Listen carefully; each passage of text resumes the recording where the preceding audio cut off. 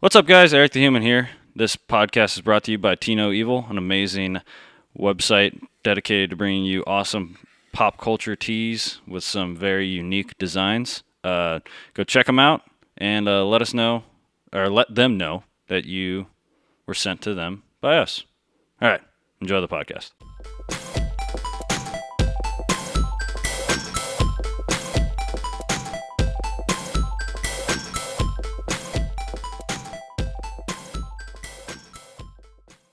Come on, everybody, grab your friends. It's podcast time. Okay, welcome back, everybody.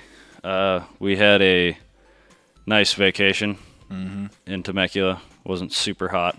That was cool. It's actually cooler over there, it feels Yeah, like. oh my God, it's hot as balls here right now.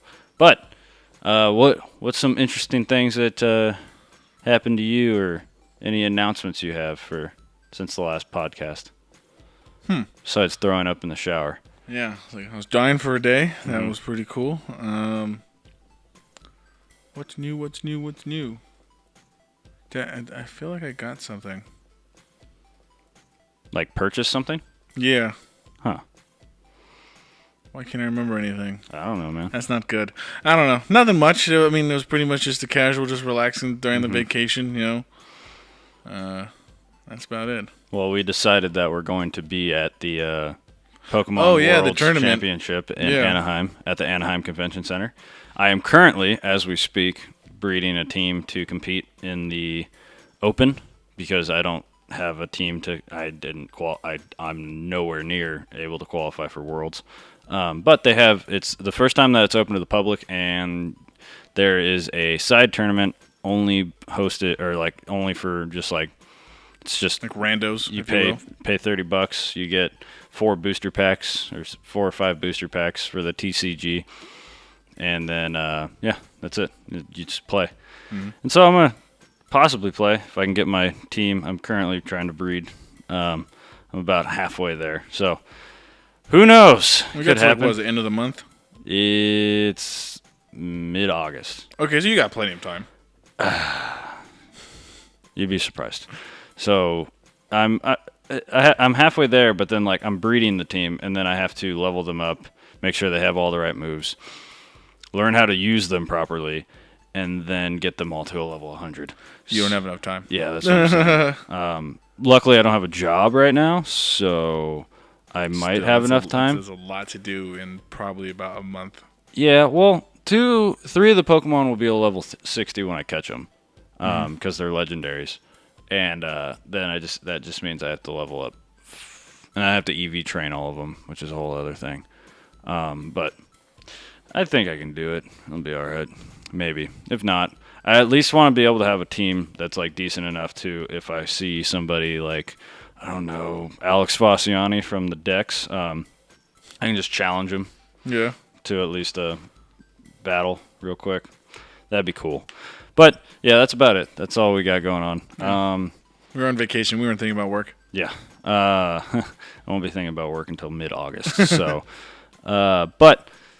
we saw Spider-Man Homecoming on, was that Thursday? Thursday, yeah. Yeah, and I'm making a sweeping declaration that I'm never going to a midnight premiere again. Or a premiere day.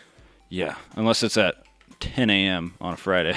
I know, right? I think, by the time I was like, yeah. Because the last 2 premieres that we've gone to have been filled with just the most ass of people. Absolutely.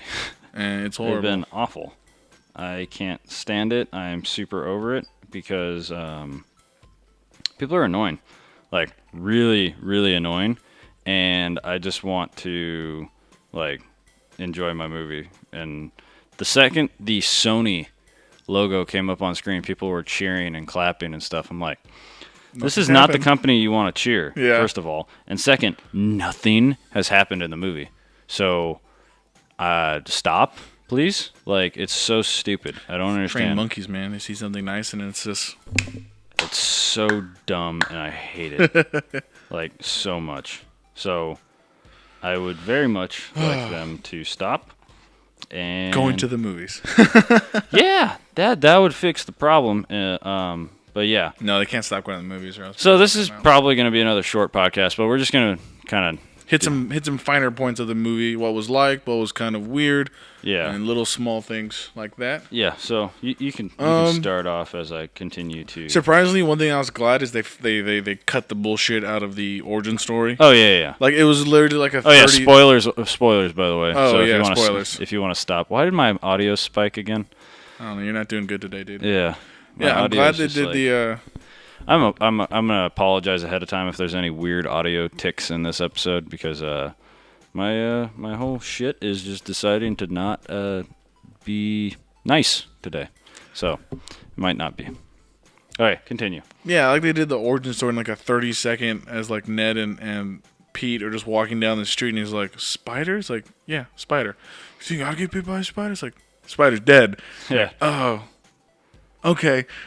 Yeah. So they just like gloss over it super quickly, which was totally nice because it was great. Like if you don't know the origin story by now, like what the hell? What have you been doing? Yeah, I'm with you on that.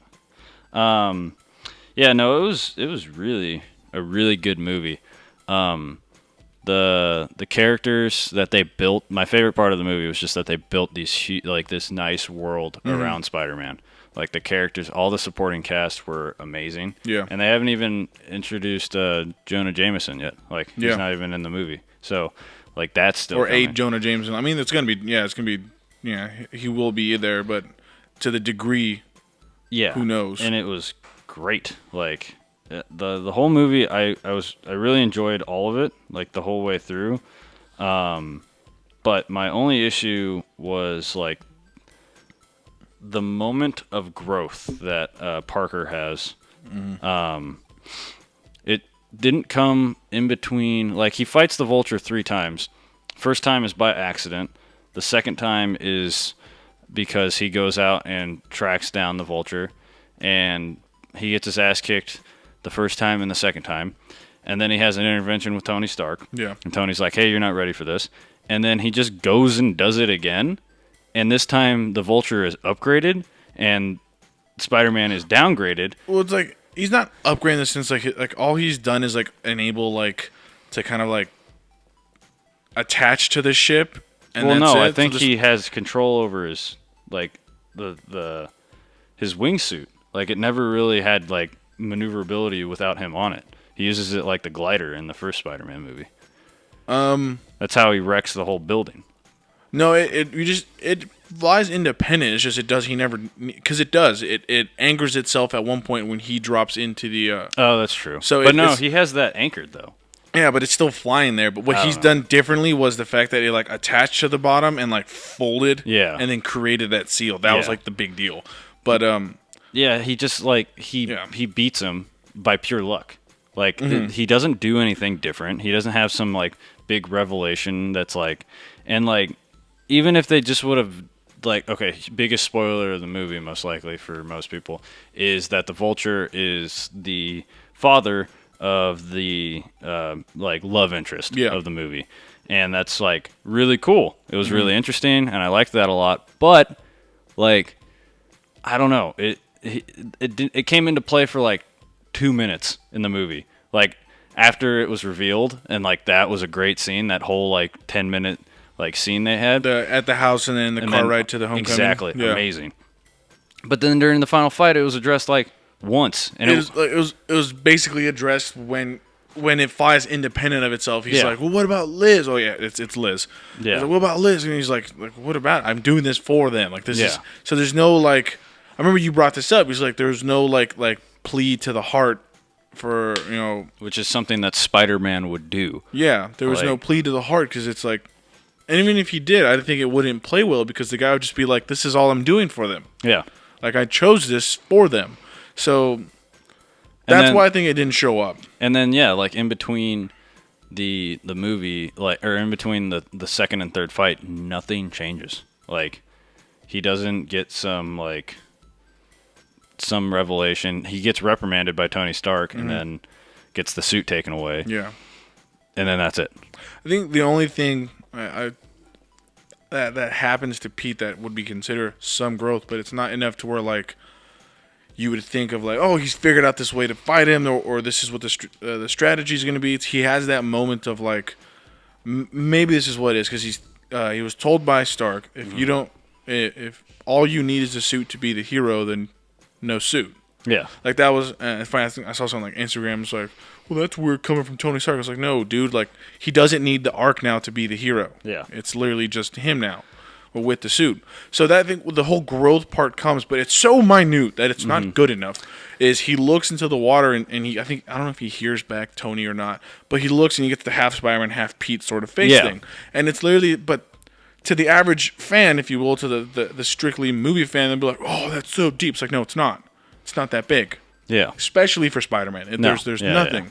I mean, you're looking at a character who's contemplated being a hero since he was 16 and has given up the mantle on pivotal points in his career and then grows somehow and comes back, or even in the smallest points of fighting between villains. Like, as a superhero movie, it didn't feel like a traditional, like, and that's fine, but still I felt like with Spider-Man it fits well that he, comes up with a way to beat or he because like it happened twice in the Sam Raimi Spider-Man movies. Like, he convinces Doc Ock, like, he snaps him out of it and he helps save the day and then dies in the process.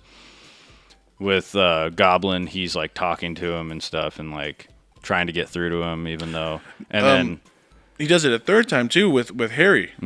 He snaps Harry out of it. That's true too. Yeah. So, and that works really well because Spider-Man, similar to the Flash, usually unless they're like just low down criminals, like the supervillains usually happen because like of horrible circumstances. Yeah, and so he talks to them and tries to like pull them out of this dark place that they're in. Yeah. So the fact that they only spent like 2 minutes on it and then it was never brought up again, and there was no place for it to be brought up again because the final fight takes place in the air on a jet where there's just like no talking involved. You can't even hear, like, you barely hear Spider-Man screaming and stuff. Like, it was just like a clusterfuck, and then they fall to the ground and then the fight's pretty much over. And like he was Spider-Man for like 30 minutes of the movie. It was a really damn good Peter Parker movie, though. Yeah. Like, by far the best. And I think that's what they might have needed. Because if you looked at the other ones, it's very Spider-Man heavy. And that's where it redeems itself, like, hugely. Like, yeah, there was that flaw, but I'm not saying, like, any part of the movie was bad. Yeah. I'm just saying, like... It's literally... It's just something I would have preferred. Conceptually. Yeah. If that's the proper verbiage. There needed to be this moment to make it just overall... just a perfect Spider-Man movie. Spider-Man movie, yeah. But it was a perfect Peter Parker movie. Yeah. Like, great. Built around him. I was like, when they showed him... He's still in high school. My favorite was, like, I had this inner monologue when he shows up to high school. I was like, okay, how's he going to be at high school? And then, like, within a minute, he gets bullied. And I'm like, yes, they did it. You know, that's funny, too. So, like, I remember when they cast that guy as Flash, there was huge gripe over, like, that's not Flash. I mean, you brought that up, too, with the MJ character. Yeah. But then your opinion was switched. It's like, no, this is a good, like, character. Because, like, I was like, because they said her name was Michelle, so I was like, okay. So they're just doing a different take on MJ. Sure, her name might be MJ, but she's not, because she clearly is not, like, girl next door material. Yeah. Like, at all. Like, that was Liz. Yeah. And so I really, really like her character. And if they want to go a different way and they want to go, like, Ultimate MJ, and then if they did a thing where they brought over, like, characters from the Ultimate Universe and just changed their names slightly to make more sense for other people, to when they're like, oh yeah, she's like the ultimate, like, saying like, oh, this is like Ultimate Spider-Man, people would be like, what? Like, because they don't understand that there's a whole other universe called the Ultimate Universe that has, like, Captain America dead and Spider-Man dead, so Miles Morales is. So them taking the name MJ and then just slapping on Michelle something to make it MJ makes it a whole different thing. So I'm like, cool. I like it. And that's how I was thinking with the Flash Thompson guys. Like, because someone did a horrible comparison of like the previous two Flashes, and then I was like, okay, but those guys are also like in their senior year. Like, the whole story wasn't set in high school. Yeah, and also it's 2017. Yeah, that guy is what bullies look like. Doesn't exist anymore. Yeah. The bullies of Sam Raimi and I don't know who made the Amazing Spider-Man don't exist. Like, you're not going to get a bully who's going to be like physical. Because I mean, they might be, but it's not the mainstream bullying, which is kind of weird to say. But no, he's exactly the perfect bully for now. Yeah, he's the pompous ass. He's rich. He's rich. He even says, like, it's my dad's car. Yeah. Like, it's not even his car. And he's 100% ego driven. I mean, he sidesteps Liz to get saved and goes, save my trophy. It's all the, like, egomaniacal kind of ass. So it's really, and, like, in this universe, unless there's somehow in the future they do an Asian Venom, Flash he's not a big deal. Like, he's really not a big deal. So I'm not too concerned about it. The only other issue I had with the movie was the fact that Tony Stark had called the FBI for the ferry scene and, like, believed Spider-Man about Vulture, but never told him. Or never, like, he wasn't like confirmed it. He's never like, he just says, like, lay off, man, don't worry about it. Yeah. He doesn't say, like, I got this. Yeah. You don't have to do anything. I think, like, what that can come from, because also in the previous two, you had Uncle Ben actually in the movie. There is no Uncle Ben in the movie. I mean, they glossed over the fact that he died again by saying, "Remember what happened to Aunt May this past year or whatever," and like him and Ned get, like, very solemn, and then, like, it's boom, next whatever. Yeah. So I think that's why you have this sort of, you know, Tony being the so-called Uncle Ben father figure. Kind of, yeah. And so he expects Pete to take his word, like, stop. Yeah. Don't do anything else. And that's why, like, when they have that big confrontation, like, Tony's like, he's like, you know, if they're dead, it's on me. If you're dead, or if it's on you. And he, you know, he has that weird conversation with him. Yeah. Because I think that's what they were trying to build is, like, Tony then supplements the Uncle Ben character for a while and attempting to be a moral compass, but he's bad at it. Yeah. He's bad at it. Because, I mean, if you had Uncle Ben there, it'd be like, it would be that correct of, like, this is what you, like, abide by these things. But no, it's Tony who's shot from the hip the whole time, so he expects when he lays down an order, it's going to go through. Yeah, and it just bugged me because, like, one little phone call, like, hey, man, I got this, would have fixed that whole problem, and they would have captured the Vulture halfway through the movie. Yeah. And, like, that seems like a real fuck up on Tony Stark's part, like, to not just at least communicate. Because he's in open communication with this kid. Yeah. It's not like he never talks to him. They're in open communication. And he has happy, like, I mean, they even show, like Tony has ears and eyes on him. Like, he's like, you've left this, you haven't done this, you've been, like, you haven't been normal. Like, what are you doing? But I think it comes down to the lack of experience as a mentor for Tony. Yeah, and that's an interesting way to look at it. But still, just not even as a mentor thing. Yeah. Just as, like, a superhero. Yeah, right? Like, he fucked up by not telling him. Because he could have easily just corrected the problem. Yeah. Because if he wanted it to be foolproof and he thought, there might be a chance that Spider-Man messes this up, I'll tell him. Yeah. And be like, hey, I set up the FBI thing. Like, don't show up. Yeah. But whatever. Great movie overall. I had that issue, and then I just had the missing moment of growth. But like besides that, everything else was really good. His Spider-Man suit AI, Karen, awesome. Jennifer Connelly, totally great. So good. I like that, because it makes good for... Because what Pete does a lot is he has the inner monologue. But now this changes that to being actual conversation. And it was, like, one of my favorite parts of the movie. Like, when they're trapped inside. And they're just talking. Yeah. And it was like he was getting mentorship from his AI suit. Like, it was such a different dynamic from, like, Jarvis to Tony Stark. It was, like, really, he's lost. He doesn't know what he's doing. But, like, Karen is literally programmed to be able to help him. To guide him, yeah. And I think that's why, again, you get the lack of mentor experience out of Tony, where he has to design this AI to sort of fit that character. But I think that was funny when, like, they're talking about him and Liz and blah, blah, blah. And then when he finally rescues her and they do the homage to the Sam Raimi kiss her one. now. Yeah. You're just like, oh. And then then the line breaks. Yeah. That was great. What was the other thing? Oh, yeah. Aunt May knows now. Oh, yeah. That's a huge thing. That's really cool and opens up, like, this whole unknown. I forgot to look into it if in the comics or anywhere like that. But anything, I've never seen it before. Yeah. That's all I'm saying. I was only aware of anytime she finds out Pete dies. Yeah. Pete's dead. And I really, like, that was it. The growth moment happened for me. It happened after the main fight. like the last 5 minutes of the movie where he turns down the fame of being Spider-Man, and he turns down the ugly ass suit that Tony was going to give him. But it was a great growth moment. It just felt weird that it happened like the last 5 minutes of the movie. At the end of it, where and not during the climax. You know, it's totally funny too. You brought this up. I didn't even realize it, and even while watching the movie, he never leaves Queens. Yeah. Like the Washington Tower scene, or the Washington Monument scene is a big moment because he's like, "This is the highest I've ever been," and like super scared. It didn't even dawn on me that like he has never gone out of Queens. Yeah, and so seeing that would be like, okay, there's gonna be a lot more growth coming out of him once he gets out of Queens. Because it's funny. I remember when they showed he went to Coney Island. That's where he was. And like I remember people were like, "Oh, that's weird. What part of New York?" I was like, "No one knows fucking Coney Island. Like that's Coney Island." Yeah. And it shows him again like his lack of ability to essentially fight at elevation. Yeah. So that's what made, I guess, a good choice for the villain out of the Vulture. Yeah, it made him like actually have to like go in the sky and stuff like that. And there was some other point I had that I'm trying to think of. My next one was I'm glad that so early on, more people know about him. I mean, I can't say more people because it's literally only Ned, and right now we can speculate May.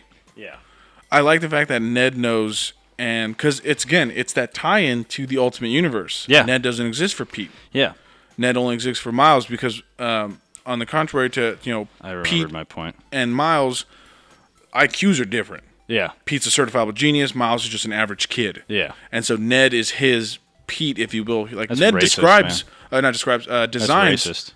What? Racist. That's fine. There are, dumb kids. I will happily take. That was horrible. Probably might come through, but like, that wasn't that bad actually. Because Ned's the one that designs Miles' like webbing and all the little tricks and gadgets. I didn't know that. I've never read the Ultimate Spider-Man. Yeah. I just know of it. And so now you're gonna have, because Ned's clearly smart. Guy in a chair. Yeah. And here comes my point. It's a nice tie-in. Donald Glover. Yeah. His character. It's Aaron Davis, also known as the Prowler, also known as the uncle of Miles Morales. So that means he's in, and he even talks about, I got a nephew who lives in Queens. I can't remember if he said. No, he says nephew. He says nephew. Yeah. Okay, good, because I couldn't remember. And he says, I got a nephew that lives in Queens. So that means Miles Morales exists in this world, and they're just like, here's his seed. We'll come pick that up in 6 years. Like, exactly. Because he's probably like 8 right now. Yeah. So like when he's like 15 or something like that, they'll like be like, we got another Spider-Man. Yeah. And that'll be great. And Donald Glover's character, like his persona, was great. I hope, because I remember you brought this up, he's big. Yeah. Donald Glover is not just some random just input. Yeah. I hope he comes back and becomes Pete's, as weird as it would be, like his street level sort of like his intel. Confidential informant kind That'd of thing. Cool.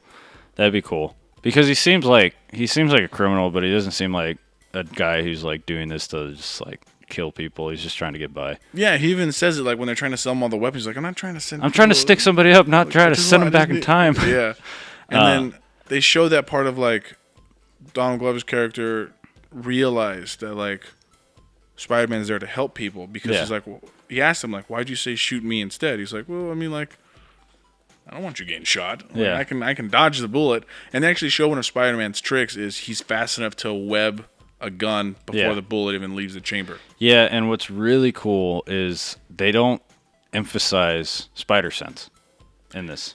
Yeah. Actually, not once was there like a ding. They only emphasized it, if I remember, one time, and that was in Civil War. Where he's like, oh, crap. And then, like, he dodges it, yeah. But that was just to be like, he's got spider sense. Like, we didn't take that away. Yeah. Yeah, because, and then, like, besides, like, he just does things that, like, you're like, how'd he do that kind of thing. That's it. Yeah. That's the only time where it's like, that makes sense. That might be that's spider sense. That's his spider sense. Like, no doubt about it. Yeah. I'm glad they don't do that, because I think with Toby and Andrew, they kind of panned it on their head, and then you get like slow motion, like, it's like, I'm gonna look around and like, there it is, and then like dodge it in slow motion. There was not a lot of slow motion, if any, in this movie. No, it was very fast paced. But the movie was great. I give it like a 87 out of 100 if we're going like Rotten Tomatoes. Yeah. Because I want to grade things harshly, but it was a really, really great movie. If you haven't seen it, go see it. Definitely the best Spider-Man movie.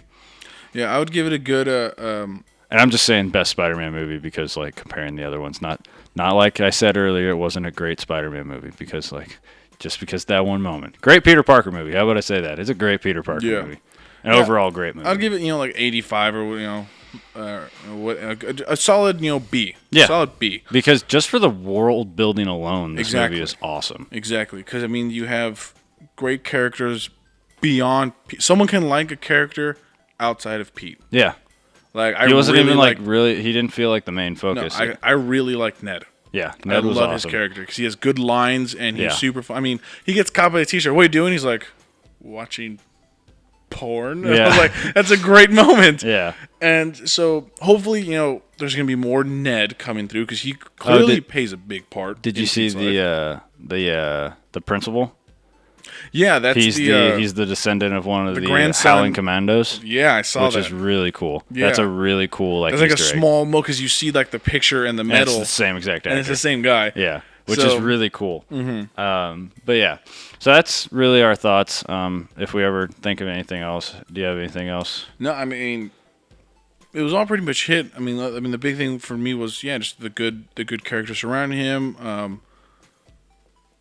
I mean, to answer your whole dilemma thing, if that would make it sense, your mind is the lack of mentoring out of Tony, but I didn't think the lack of mentoring, just the fucking fuck up on his part for not being like, yeah, man, I got this. Like, they're just the lack of communication. Lack of communication can just fuck up so many things. Like, but other than that, I think it's a decent Spider-Man, a fantastic Peter Parker, which needs to be done prior. Mm-hmm. You need to know who the hell Pete is in his world. Yeah. And I'm glad that they actually set this completely in high school. That was the best part. Yeah. So what sucks is the next time we see Pete it's probably going to be Infinity Wars. So he'll still be young the next time we see him. Yeah, he might be a senior. No. Because I think all these other movies that are coming out in between now and Infinity Wars are happening. Like Ragnarok is going to happen like as this is going down. Not as well, maybe because it's going to happen. Or no, Ragnarok could be going down as Civil War's going down. Exactly. No, can't. Why not? It's Doctor Strange. He's going to be in the movie, so it has to happen after that ish. Because so Civil War. It could start at the beginning of Civil War and explain why he's not there. But we've all seen he's just in Australia hanging out. He's hanging out with Daryl. Daryl, yeah. But you know what? No, because between Civil War and Spider-Man, it's 3 months. Mm-hmm. So easily. Yeah. You know what? And then Black Panther, we have no idea when that takes place. And then I think we have one other movie. And it's not like these movies take up a lot. I mean, exactly. Spider-Man was within a week's worth. There's of time. a theory going around that all this happens within a couple of years. All of this. So. So very much easily between the he could be a junior. Now, yeah, exactly. Yeah. Or even end of his sophomore year. I mean, it could literally be a year out or so. Was he not a sophomore this year? Oh, actually, no. Yeah, he'd be in his junior year. You're right. Oh, he pretty much has to be because they went in the summer. They did? Well, oh no, it was homecoming. Yeah, it was homecoming. That's middle of the year almost. Yeah. Okay. So either way, the timeline proves that he'll still be most likely in high school. Yeah. Or at least we hope it proves that it'll be. They have to have some growth and stuff and show more growth of the MJ character to bring her into the fold kind of thing. Get him out of Queens a little bit more. That's about it for that. Yeah. So we're going to end. We haven't done this in a little bit, but we're going to end with the weird questions my girlfriend asked me. I have a fun one. It's not a super long one. If you feel like answering this question after we talk about it, feel free to email me at mrthehuman@gmail.com. That is MRTHEHUMAN@gmail.com. It's going to be in the description and all that. You can also hit me up on Twitter at Eric_the_human_. Underscore. All the underscores. And that's with a C, not a K, not a CK, not an AIRCK. I can't believe that someone would spell it like that. That people spell it like that. But the question is, given that all you have to do is think, okay, so crabs and fishes have brains. Yes. Fisheye. They have brains. So we're thinking, we'll just think that crabs have some kind of intelligence. Okay. Do they think fish can fly? I've seen that question before. Right? I've seen that question before. But we've never talked about it. No, we have not. So. Well, then I think they would have to have enough, I guess, brain capacity or intelligence to understand what flight means. Yeah. And what do they think when they leave the ocean? That'd be like any fish. Huh? What? No. Just a crab, because crabs can just walk out freely and then come back. Yeah. So, like, but what do you think? Like, if we were just, like, outside and all of a sudden, like, air, like, we find out that air is just, like, another substance kind of thing that, like... Another layer to... Yeah, all of a sudden there's, like, like, birds. Yeah. So, like, they can fly, but what if there's, like, another species that comes around and they just, like, walk around in air and stuff? Like clouds. Like fish. It's an interesting thought. Yeah. So do you think crabs think fish can fly? I don't think they can think that they would fly. Because if you're going on the base of, like, if I'm a crab my whole life, all I've done is kind of, like... Shuffle around, maybe jump. Jump a little bit. I'm looking at something go across. I'm like, man, that fucker's jumping, like, real far. Okay. You know? But what if you see him just stop? Because fish can stop. Sharks can't, but fish can stop and just chill. And just hover. Yeah. It'd be like... it'd be like, why are you stuck? Maybe they worship them. Oh my god, that's why they always have their claws up. Like, yeah. Or maybe they're like, we can eat you, mother... I mean, who knows, dude? I'm thinking, like, if they look at it like, man, that guy's shuffling pretty far in one go. Because, again, it goes back to, I don't think they're smart enough to realize what swimming is. Or, like, flight. So it'd be like, they think they're jumping, but when they see them stop, that's when they start to think, like, what outworld power do you possess? Yeah, I think they might worship them. Yeah. Because it's just like, or maybe it's like the demons have returned. Hide. Not demons. More like a demigod. No. Like demifish. It's just like a It's like a supernatural event. No, like a socio-economical chain, and like the crabs are at the bottom. They're like, oh man, we can't fly. One day. That's just the way it works. One day. And then there's people like octopi that just like move around the ground. They're like, all right, see you. Just like, we have ascended the next plane. Yeah, they just like chill around. Just a weird stratification of sea life. Yeah. Through there. Yeah, I wonder where crabs fit in on that. The bottom with lobsters. Yeah. I like to think they worship them. They're just like, wow, man. Those guys are cool. Look at them. They're so shiny. And then sometimes they even let us eat them. To like, they give us food. That's great. Gods have come upon us. Yeah. We eat their shit, and sometimes their dead bodies. They're smart enough to not go outside of the water like us and get our asses caught. Yeah. All right, so tell us what you think of the hierarchy of fish. Yeah. Yeah, if there's socioeconomic standards in the sea. That'd be really great. But there you go, guys. This was the fourth episode of Podcast Time. Technically fifth, but the first one was just a preview. So, fourth episode of Podcast Time. If you guys have any comments, let us know. In somewhere on the internet. Maybe they think they're fucking aliens, man. Maybe. Because they definitely do look different. But in all reality, they're all fucking dumb. And they don't have a brain to, like, differentiate what things are. They're just like, I can eat this. I can eat this. I can eat this. I can eat that. Yeah. That can eat me. Yeah, exactly. So, there you guys have it. If you want to let us know something to talk about, tell us in the comments below. Hit me up on Twitter. Email me. Whatever. I'm Eric the Human. This is El Machete. We will see you guys next time. Laters.